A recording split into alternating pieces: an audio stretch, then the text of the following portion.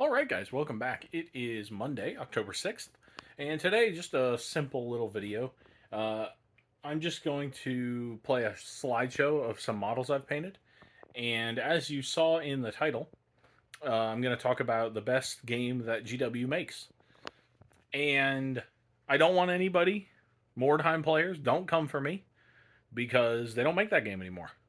If they make that game, you can come flying into the comments section of this video and be like, you're wrong. They make Mordheim and it's better. And you're right, it is better. However, they don't make that game anymore. And so the best game they make is the Middle Earth strategy battle game. So, like I said, there'll just be a slideshow of miniatures for this game that I've painted. Not exhaustive, obviously. I've painted over 1,000 miniatures for this game, probably. But just some cool ones I found in the photo collection randomly. But yeah, I just want to talk about the game. But not too many people play it, and so maybe this video will encourage somebody to play it. So yeah, like I said in the intro, I just wanted to talk about what I believe is the best game that Games Workshop currently makes and why you should try it out. One of the biggest reasons, to be honest, so just to start off, I guess, the subject matter. If you're not a Lord of the Rings fan, don't bother. The game mechanics are great. I think the game mechanics, like I said, are the best of any game they currently make. But if you're not interested in the Lord of the Rings, you're probably not going to be interested in this game. It's not ultra competitive. It's not meant to be played like that. So you really have to love the source material and love the models that you're buying. If you're not interested in that, well, this video isn't for you. But you probably didn't click on this video anyway, so I'm probably talking to nobody. But one of the best reasons to get into it is that it's so cheap to get into. Leaving aside even the battle forces that they sell, which can get you a decent army for, I think last I checked, I should have checked before this video. They used to be $80. They've probably gone up a little bit since that. I'm going to guess they're 95, but who knows? Maybe they're above 100 by now. Not sure. Either way, very inexpensive. Less than a combat patrol. I haven't checked, but I'm going to stick my flag in that they are less than a combat patrol for 40k. But leaving all that aside, the secondary market is absolutely saturated with these miniatures. This game has been around quite a long time using the same miniatures. And, they've gotten miniature updates and stuff, obviously, but because there's not, it's hard to introduce a faction. Like, the canon exists, and these are the factions that exist in it. And so these models have been out a long time. And so people, they sell their models, they get different models, whatever. So you can get whole armies for pennies on the dollar on the secondary market. That right there, best rule set they currently make, cheap to get into. That right there should sell you. But if that doesn't sell you, I would just like to pitch you a couple more reasons why I think you should get into it. One, currently, the state of 40k, whether you really like the game right now or don't like the game right now, it's winding down. The edition is winding down. 11th edition will be out in late June, early July of 2026. So, now is a great time when rules aren't necessarily in flux, but that rules are going to likely be changing quite a bit pretty soon.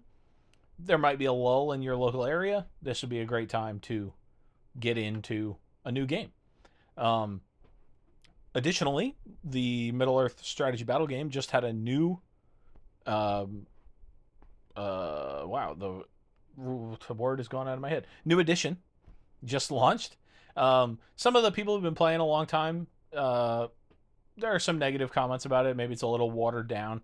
But if you've never played it, and for all intents and purposes, it's still the same great game. But if you've never played it, you obviously have nothing to compare it to. And the main core of the game is still intact and excellent.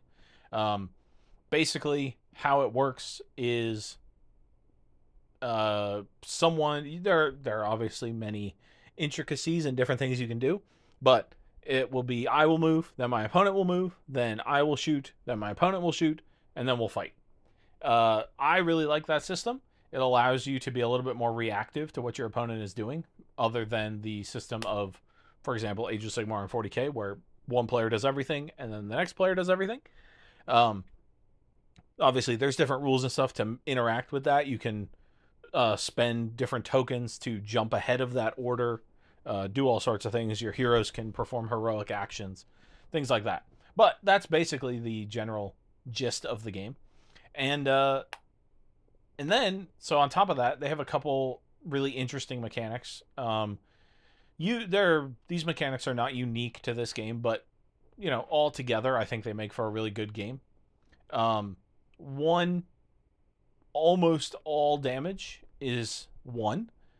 This means that you don't have to be like trying to figure out, does the damage spill and how much damage I do to this guy, and all right, mark that guy's wounds and blah blah blah. Everything is one. It's easy. Every damage is one. Related to that, there are no saves in the game. You just roll your dice, and if you do damage, you do damage, and that's that. So it removes a little bit of that, roll to hit, roll to wound, roll to save, roll to ward save, roll to regen save, roll to feel no pain, roll to whatever. There can be a lot of bogging down in combat of some other games, and so this is a very easy to understand system that flows really well. One of the other great things about the game is that it lets you play into the environment a lot more, but it also lets you, I guess I would say, defeat the environment a lot more. So instead of let's take 40K as an example. I'm going to use 40K as an example because that's one of the main games that people play. It's one of the games that people at my club play a lot. So, using that as the example. If you're in cover in 40K and you get shot at, you get a bonus. I can't remember in the current state of 40K if it's +1 to your save or if your opponent gets -1 to hit. Either way, there's a static bonus all the time. In Lord of the Rings, or in Middle-earth strategy battle game, it is now merged, Lord of the Rings and The Hobbit, you get something called an in-the-way test. So if there is something between you and your target, you have to roll a dice, and your dice roll determines if your arrow hit the thing that's in the way or if it hit your target. And so what that means is, instead of just being I'm in cover, I'm definitely safe, I'm definitely getting this bonus, it becomes if this person rolls really well, that wall that I'm standing behind won't matter. Or, hey, he might be standing behind a stone wall, it doesn't matter. I just got to roll a 6 and I've got him. I think that's a little bit more engaging than just static bonuses that if I move to this spot on the board, I get this static bonus all the time. And so the in-the-way test is one of the greatest mechanics, in my opinion. I think that sort of thing should branch out into all their games. The next thing that is an excellent mechanic is the supporting system. So you can, if you have a longer weapon, like a spear or a pike, support from behind other figures. And so what this means, I should say this game is a skirmish level game. You're not moving units of guys, you're moving individual models. But the support system means that it becomes very intricate in which models you want to activate in the combat phase to get your supports correct. But at the same time, it's a very easy system to understand. You can tell a brand new player, hey, you've got 5 swordsmen, 5 spearmen, put your spearman behind your swordsman, you get an extra attack. Great, awesome. Ceiling is incredibly low. The floor is incredibly low on that system. Whereas the ceiling is incredibly high.